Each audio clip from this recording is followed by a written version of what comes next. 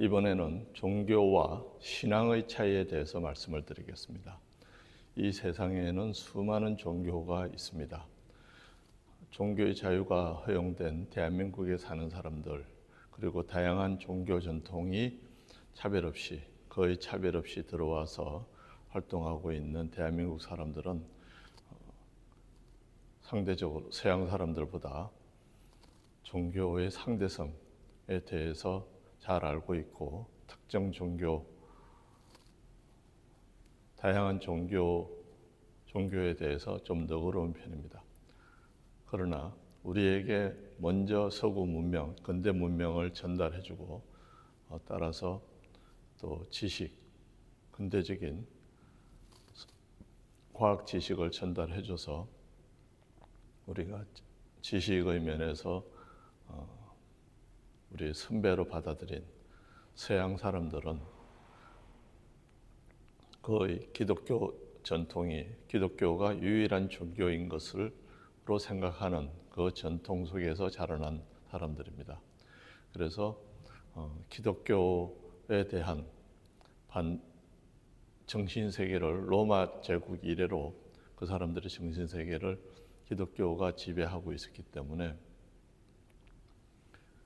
기독교에 대해서 개혁하는 운동들이 있었습니다. 아시다시피 가톨릭의 독재에 대항해서 종교개혁이 있었죠. 그것은 이제 중앙 집권에서 지방 분권으로 넘어가는 과정이 있었고, 그 다음에 종교개혁에서 더 나아가서 일어난 것이 무신론입니다. 기독교는 기본적으로 중앙 권력, 중앙 집권적인 권력을 뒷받침하는 종교입니다.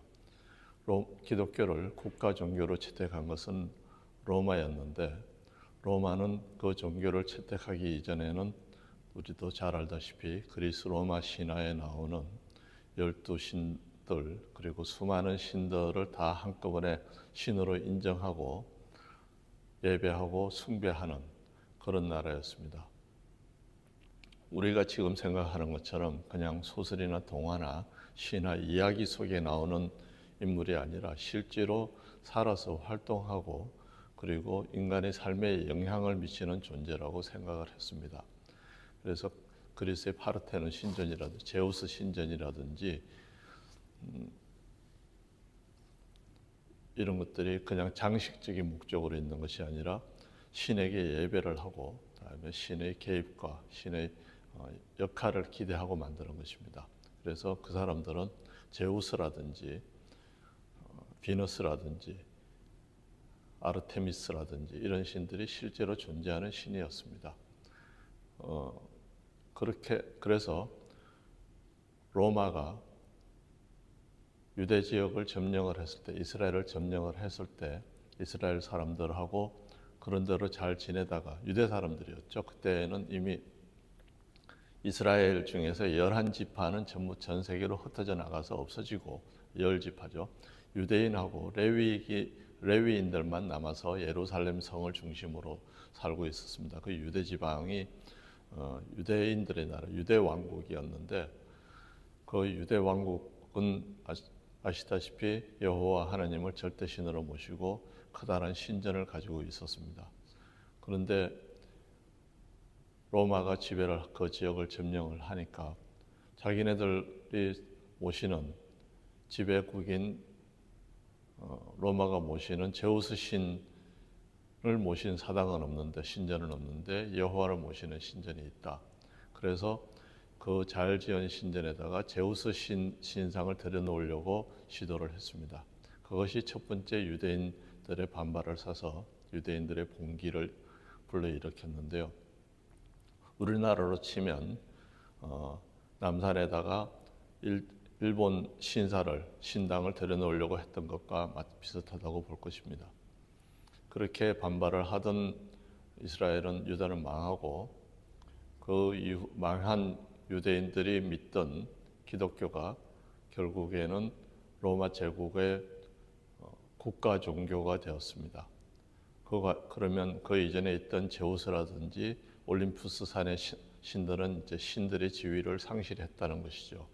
그래서 근데 그 지위를 상실하기 전까지는 로마 제국의 왕들이, 지도자들이 모두 그 신들이 실제로 살아있는 신이라고 생각을 했다는 것입니다. 그런 다신교 전통에서 다시 제국이 되면서 제국 전체를 통괄하기 위해서 유일신 체제로 바꾸고, 그 유일신 중에서 가장 대중의 지지를 받고 있고 제국의 목적에 부합하다고 생각되는 기독교를 승인을 하고 나라 종교로 만듭니다. 그래서 가톨릭이 로마의 제국의 종교가 되었습니다. 그때 로마 제국은 전 유럽을 다 지배하고 있던 곳이었습니다. 그 이후에도 몇백 년간 로마는 멸망하고 난 다음에도 다들 유럽의 각 왕조들은 자기들이 로마 제국의 계승자라고 얘기를 했습니다. 로마 제국의 계승자니까 당연히 로마 제국의 나라 종교인 가톨릭을 자기네 나라의 종교로 받아들였죠. 그래서 서양 유럽 지역은 종교라면 가톨릭 하나였습니다. 다른 종교를 있을 수 있다는 생각을 하지 못했고, 기껏 할 수 있었던 게 그 종교를 로마 교황청 체제에서 각자 나누어서 교회가 분리될 수 있다는 개념으로 시작한 것이 마틴 루터의 종교 개혁이었고, 더 나아가서 영국 성공회를 성립시킨 종교 개혁입니다. 그러니까 종교는 여전히 기독교인데 그 종교를 관할하는 조직만 이제 바뀌어 나가는 변화가 일어난 것이 종교 개혁이었습니다.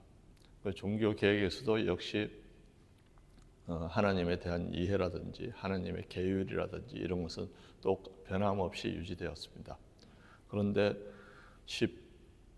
14세기 르네상스가 일어나고 사람들의 지식이 넓어지고 세계 무역이 되면서 그 기독교적 세계관, 기독교적 역사관, 기독교적 윤리관이 진실이 아닐 수 있다. 사실은 진실을 억압하고 있는 부당한 것이다. 라는 것을 지식인들이 깨닫게 되면서 기독교를 반대하는 것이 나가서 기독교의 신은 존재하지 않는다 해서 무신론이 나왔습니다. 무신론이 나오니까 그것을 뒷받침하기 위해서 진화론이 만들어졌고, 진화론을 입증하는 마침 다윈의 종의 기원이라고 하는 책이 나와서 우주 만물은 하나님이 만드신 것이 아니라 저절로 생겨나서 만들어진 것이다 라는 이론이 되어서 서구 지식인들은 신을 부정하게 되었습니다. 그 결과로 공산주의가 나왔고 엄청나게 많은 불행한 일들이 있었죠. 그때 당시에 지식인들의 한계는 뉴턴적 세계관으로 인해서 이 진화론이 그러면 이 지구상의 생물은 저절로 생겨났다고 진화했다고 하면 그 생물이 생겨난 지구는 어떻게 생겼는가에 대해서까지는 생각이 미치지 못했습니다.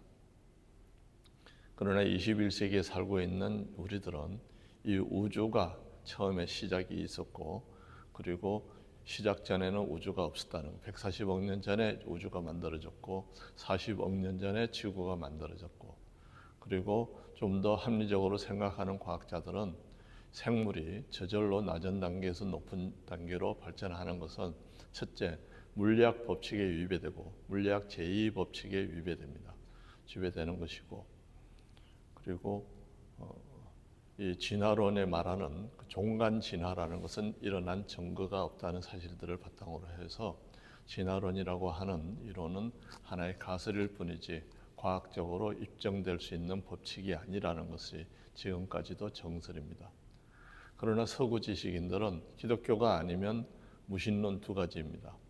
그에 대비되는 세계적인 종교가 동방의 인도에서 시작된 종교입니다. 브라만의 교회에서 시작이 됐는데, 물론 남미나 이런 데서 지역적인 종교들이 있었죠. 대개 소지역에서는 작은 집단에서는 신들이 규모가 작습니다. 그래서 자기 부족을 다스리는 신, 자기 도시를 다스리는 신들이 있습니다. 근데 나라의 규모가 커지면 이 우주와 세계를 다스리는 신을 생각을 합니다. 그 점에서 서구 야훼 하나님을 모시는 서구 기독교와 대척되는 점에 있는 것이 그 인도에서 시작된 브라만교인데, 브라만교는 그 인도 북부 지역을 침략해서 그 지역을 점령해서 지배 세력이 된 코카시아 출신의 코카시안들, 원래 백인계였죠. 인도는 가보시면 북부 지역하고 남쪽 지역하고 인종이 아주 다릅니다. 말도 다르고, 남쪽 지역 사람들은 까맣고 좀 키가 작은 데 비해서 북부 지역 사람들은 휘고 그렇습니다. 그 사람들은 원래 출신이 코카소스 지역에서 남하했습니다. 일부는 이란으로 갔고 일부는 서북부 인도를 차지하고서 그 나라를 지배했습니다. 그 지배한 사람들이 처음에 무력으로 그 지역에 살던 사람들을 지배를 했지만 어떤 권력이든지 무력으로만 계속 유지되지 못합니다. 권력의 정당성, 타당성을 입증하는 이론이 필요합니다. 그래서 만들어진 이론이 그 이론을 만들기 전에 그 사람들이 채택한 사회 제도가 카스트 제도입니다. 우리가 잘 알다시피 브라만, 크사트리아 뭐 이런 식으로, 그러니까 성녀, 무사, 다음에 일반 상인, 다음에 천민, 이렇게 4계급으로 나누어 가지고 그 계급은 자손 대대로 가고 인간의 노력에 의해서 계급의 벽을 경계를 넘지 못하도록 만들었습니다. 그러면 똑같은 사람인데 왜 나는 이 계급일까, 너는 저 계급일까 하는 불만이 생겨납니다. 그것을 불만스럽게 여기지 못하도록 머릿속에 처음부터 집어넣어 줘야 됩니다. 너는 태어날 때부터 그 천민으로 태어난 이유는 네가 전생에 죄를 많이 지었기 때문이다. 내가 이렇게 높은 자리에 오는 것은 전생에 공덕을 많이 지었기 때문이다. 그렇게 해서 윤회 사상이라는 것을 만들어냅니다. 지금 내가 잘 살고 좋은 높은 계급에 있는 것은 전생에 내가 덕을 많이 쌓았기 때문이고, 네가 천민으로 고생하는 것은 전생에 죄를 많이 지었기 때문이다. 그런데 이 생에서도 열심히 네 계급에 맞게 열심히 일하면 내 생에는 네가 또 좋은 계급으로 올 수 있다 해서 사회적 불만을 없애버리는 제도를 만들었습니다. 그것을 만들기 위해서 생겨난 종교가 브라만교입니다.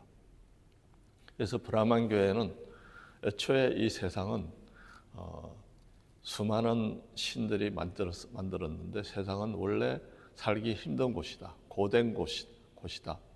왜냐하면 그 종교의 기본적인 목적이 사회 불평등에 불만을 가지는 중하층 계급 사람들을 잠재우기 위한 것이니까 세상은 원래 고통스러운 곳이다 라고서 가르칩니다. 그것이 세뇌가 되어야 불만이 없습니다. 그 상층에 있는 브라만들은 이 세상이 고통스럽지 않다는 걸 압니다. 아니면 그 사람들도 고통스러울 수 있죠. 예를 들면 브라만이지만 최고 브라만이 되지 못해서 불만스럽고 질투심과 시기심이 나오고, 사람의 감정 중에서 제일 큰 것이 질투심과 시기심입니다. 그것이 혁명을 일으키고 사람을 죽입니다. 그렇기 때문에 자기가 최상위 계층의 브라만이지만 최고 높은 브라만이 되지 못해서 불만일 수도 있고, 크사트리아는 자기 위에 브라만이 있으니까 또 고통스럽고, 나도 같은 크사트리아인데 왕이 되지 못하니까 불만스럽고, 그런 불만을 비춰가지고 이 세상은 원래 불만스럽다, 고통스럽다. 왜 그러냐면 이 세상을 만든 신이 악한 신이기 때문이다 라고 얘기를 합니다. 그것이 이제 서양 전통, 인도 전통의 종교인데, 그 브라만교를 개혁하려고 했던 종교 개혁자가 시다르타이죠. 고다마 시다르타, 붓다. 그 사람이 그 사람이 그 왕좌였는데 밤중에 자기가 왕이 되기로 된 나라를 탈출해서 들판으로 나가서 깨달음을 얻었던 이유는 자기 나라에 지배하고 있는 것이 실질적으로는 왕이 아니라 왕보다 높은 그 사제 계급들, 브라만들이기 때문에 그 브라만들의 독재, 브라만들의 부패로 인해서 나라가 망할 수밖에 없는 상황인데, 새로운 왕 하나의 힘으로서는 그것을 개혁할 수 없다는 것을 깨달았기 때문에 그 제도로 탈출을 했습니다. 마치 고려 말에 절과 중의 횡포와 재산이 심해가지고 백성들이 도탄에 빠져 있었기 때문에 이승계의 혁명이 사대부의 지원을 받았던 것과 마찬가지였습니다.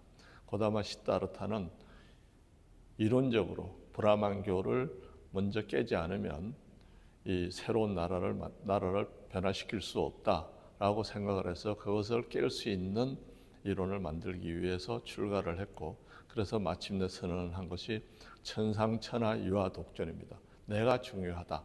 우리 계급이 중요한 게 아니라 내가 모든 사람은 똑같다는 얘기랑 똑같습니다. 그래서 그 개혁 이념으로 삼았는데, 고다마 시다르타는 자기 나라로 돌아가서 그 개혁 이념을 실천하지는 못했습니다. 왜 그러냐면 아직 세력을 얻기 전에 그 나라가 이웃 나라의 침략을 받아서 망했기 때문입니다. 부패한 나라는 망합니다. 고려도 그렇게 개혁하지 않았으면 그러니까 그렇게 부패했기 때문에 내부적으로 혁명이 일어나서 이승계가 권력을 잡았는데, 이승계가 칼을 가진 무신이었지만 권력을 잡기 위해서는 불교 이념이 아니라 새로운 국가 통치 이념인 유교 이념이 필요했습니다. 그래서 유교 이념으로 무장한 사대부의 지원, 이념적 교체를 먼저 이루어야, 아니면 동시에 이루어야 혁명이 가능합니다. 그래서 조선시대에는 우리나라가 불교 이념으로 삽니다. 그래서 어떤 나라든지 그 나라를 지배하는 이념이 있는 것인데, 그렇게 동방의 주자학이나 유교 이념은 이제 중국과 한국 쪽의 지배 이념인 그 유교 유학은 종교적인 내용까지 가지죠. 한국은 이제 유학하고 불교하고가 통합이 되는 그런 과정을 겪었습니다만은, 그래서 세계적인 차원으로 돌아가면 불교는 브라만 계통에서 시작해서 불교는 그런 계급적인 부분을 깨기는 했지만 우주관 세계관에 대해서는 여전히 세상은 괴로운 것이다. 윤회는 있다.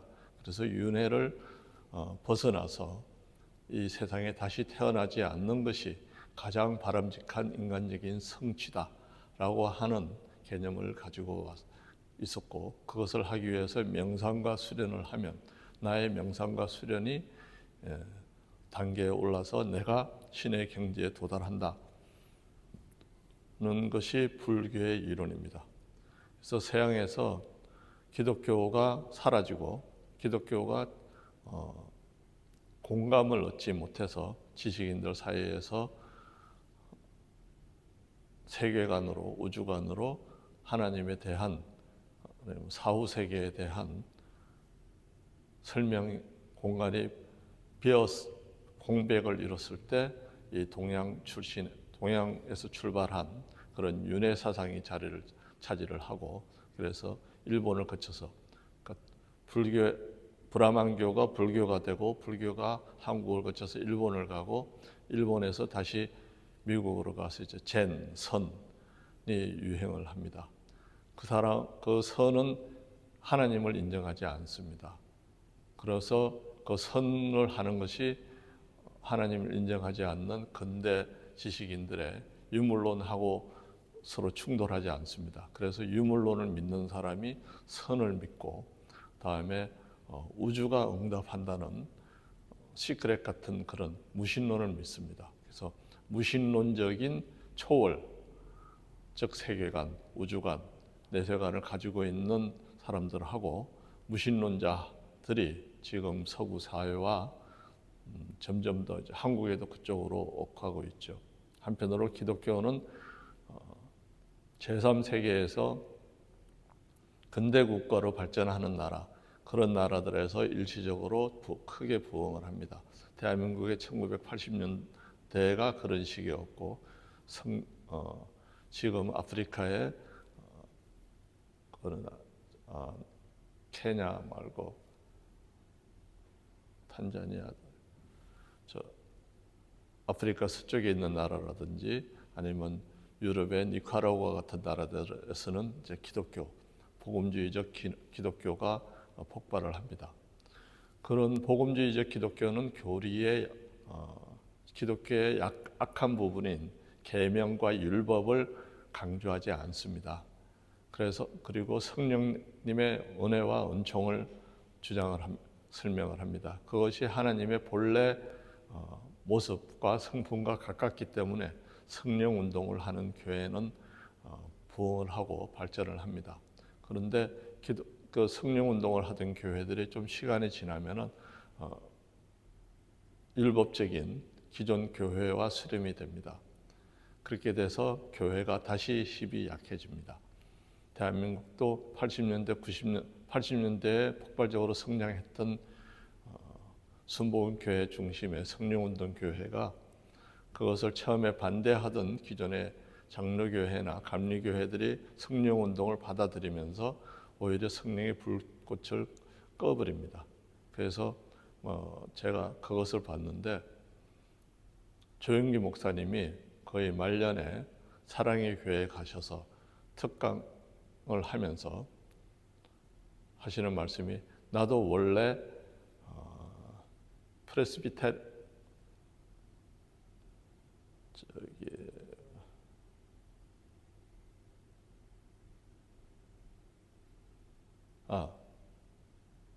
켈비니스트, 장로교를 창시한 켈비니스트다. 그러면 장로교는 율법 중심입니다.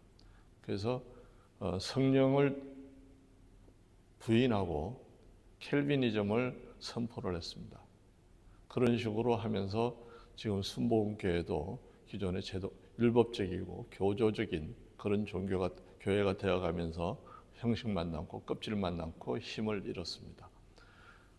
세계적으로 기독교라고 하는 것은 이름을 하면 성경을 바탕으로 출발할 수밖에 없고, 그러면 성경을 보다 보면 어느 쪽을 인정하고 어디는 부정을 한다고 얘기하는 것은 엄청난 용기가 필요한 일입니다.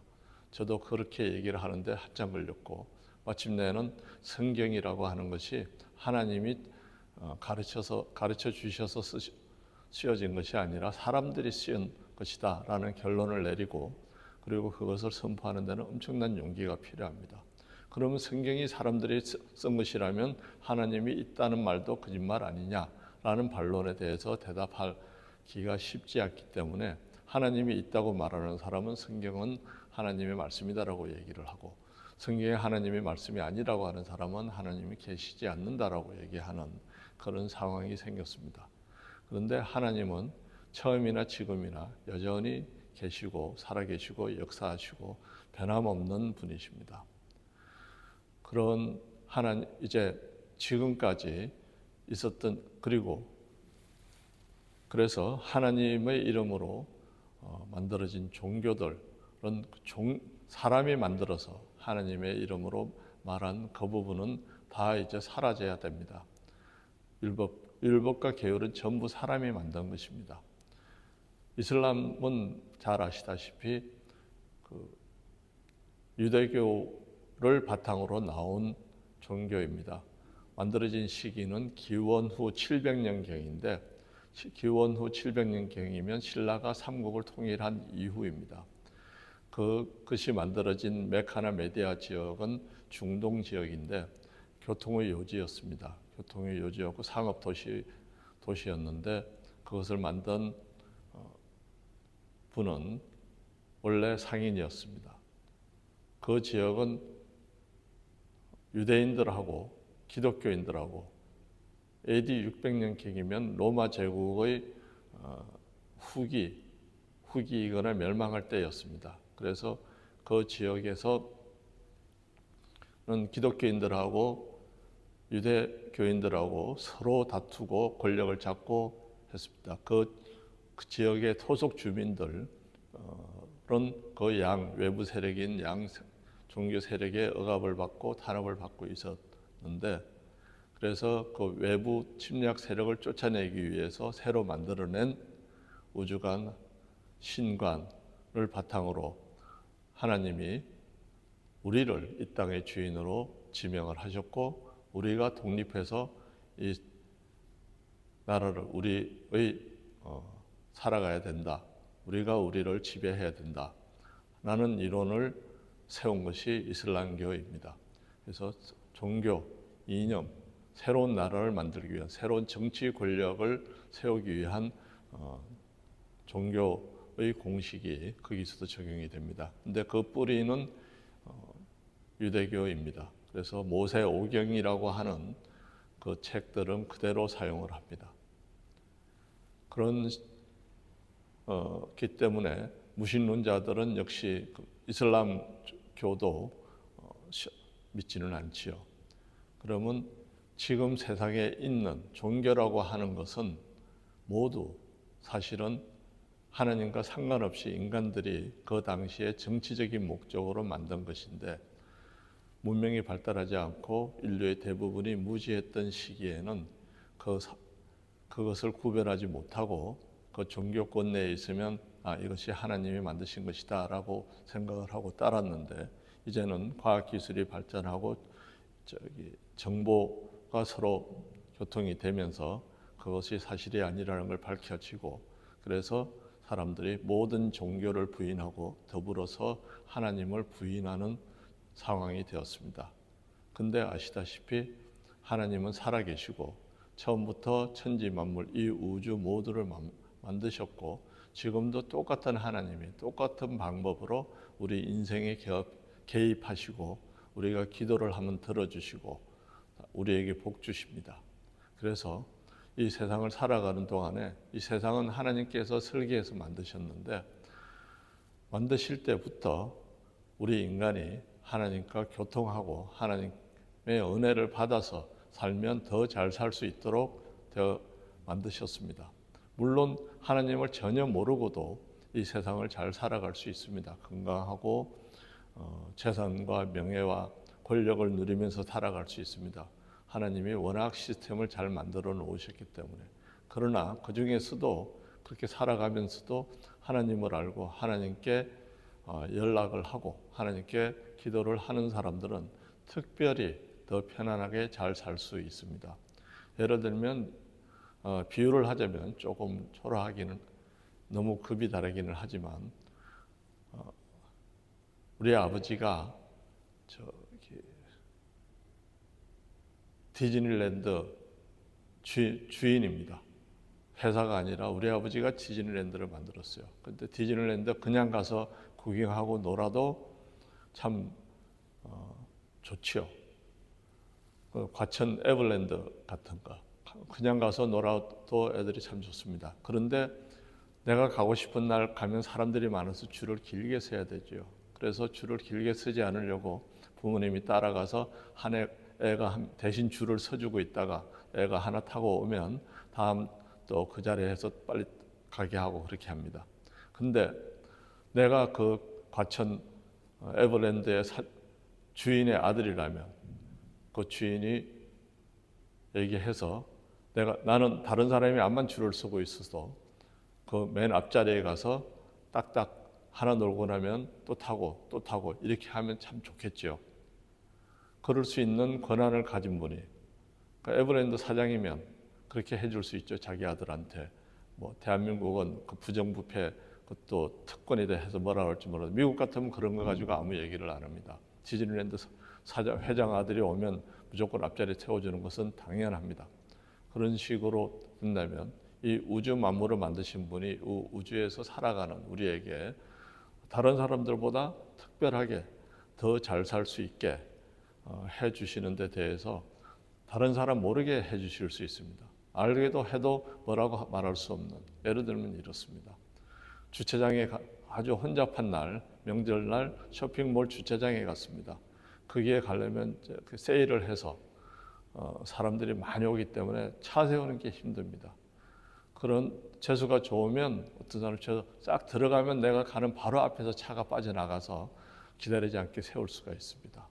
그런데 어떤 사람은 거의 그런 경우에 매번 자기가 갈 때마다 이 길로 가면 내가 가는 앞에서 차가 싹 나가서 차를 세우는 경험을 할 수 있고, 길을 가다가 이쪽 길로 가야 될까 저쪽 길로 가야 될까 하고 망설일 때 오른쪽으로 가야겠다는 생각이 들어서 가면 그 길은 막히지 않아서 훨씬 빨리 갈 수 있게 되는 그런 경험들을 한 적이 있습니다. 어떤 물건을 사야 될까 말아야 될까, 집을 어디로 옮겨야 될까 말아야 될까, 그런 부분에 대해서도 기도를 열심히 하면은 하나님께서 그 정보를 주시고 나한테 바른 판단을 주십니다. 하나님을 믿지 않는 사람들은 뭐 좋은 집 이사 가게 해달라고 점쟁이 한테 가서 길이를 잡고 뭐 이런 얘기한 그거 아무 소용이 없죠. 저도 옛날에 다 해봤습니다만은. 근데 하나님께 기도를 하면 하나님께서 내게 필요한 것을 결정적인 때에 주십니다. 이루어 주시고 인도해 주십니다. 그리고 뭐 에버랜드의 맨 앞자리 세우는 것처럼 다른 사람 눈살 찌푸리게 그렇게 하지를 않으시고 자연이 일어나는 것처럼 보이도록 그렇게 해 주십니다. 비즈니스도 마찬가지고 건강도 마찬가지입니다. 다칠 수도 있죠. 근데 다쳤을 때 어떻게 하면은 치료를 가장 잘 받을 수 있는지, 어느 병원을 가야 되는지 이런 부분에서도 사사건건이 하나님의 인도를 받아서 살면 하루하루가 즐겁고 복됩니다. 이렇게 하나님께서는 종교 없이 우리 모두가 하나님께 기도하고 모두가 하나님께 은혜 받는 그런 인생을 살기를 원하십니다. 그 대가가 뭐냐고요? 그 대가가 바라는 게 아무것도 없습니다. 사람들은 자식을 키우고서 잘 크고 나면 무슨 효도를 받기 위한 목적을 가진 사람도 있지만 아기 때 아기를 키울 때 낳아서 키울 때는 뭐 그런 식으로 내가 이 아기를 잘 키워서 나중에 어른 되면은 내가 얘 효도를 받아야지 이런 생각을 하지는 않죠. 무한한 사랑으로 키우죠. 마찬가지로 엄마가 첫 아기를 낳았을 때 그 아기에 대한 사랑, 가지는 사랑, 아무것도 바라지 않고 아무것도 원하지 않는 그런 엄청난 사랑, 그 사랑이 하나님의 사랑입니다. 그 하나님의 사랑이 먼저 있었고 그 사랑을 우리가 나눠 받아서 우리도 그런 사랑의 감정을 가집니다. 그래서 종교 이야기를 마무리를 하자면 종교는 지금까지 사람들을 지배했지만 종교 때문에 하나님이 사람들에게 복을 주신 것이 아니라 하나님은 원래 사람들을 사랑하고 복을 주시는데 사람들이 종교라는 것을 만들어 가지고 하나님과 우리 사이를 가로막았습니다. 그래서 그 사이에서 하나님의 이름으로 사람을 죽이고 억압하고 착취하고 돈을 뺏어가고 그랬습니다. 그러나 지금까지는 사람들이 그 사실을 알 수 있는 길이 없었습니다만은 21세기에 들어와서는 모든 정보가 공개되고 비교가 가능하고 그러면서 이제 누구든지 종교를 통하지 않고 교회나 사찰이나 목사나 신부나 중이나 이런 사람들의 도움 없이 내가 기도하고 내가 응답받아서 이 세상을 잘 살 수 있고 다음에 이 세상이 끝나면 하나님께로 돌아가서 하나님께서 우리를 위해서 예비하신 아름다운 또 다음 생을 누릴 수 있습니다. 그것이 각 종교의 역사와 지금까지 종교의 역사와 그리고 우리 기도로 복받는 사람들이 종교를 없이 기도를 하고 복받는 실천을 하게 된 과정을 설명해 드렸습니다. 기도드리겠습니다. 사랑과 은혜가 풍성하신 하나님 아버지 감사합니다. 오늘은 그동안 하나님과 저희들 사이를 가로막고 있던 종교에 대해서 생각을 해봤습니다. 종교 없이 교직자 없이 하나님과 직접 저희들이 소통하고 하나님께 직접 기도드리고 하나님께서 직접 저희들을 인도해 주시고 주장해 주시고 보호해 주셔서 복받는 삶을 살아갈 수 있다는 사실을 함께 나눴습니다. 하나님 이 사실을 많은 사람들이 알게 되고 많은 사람들이 하나님께로 돌아와서 복받는 인생 사는데 도움이 되도록 역사해 주시옵소서. 예수님 이름으로 감사하며 기도드리옵나이다. 아멘.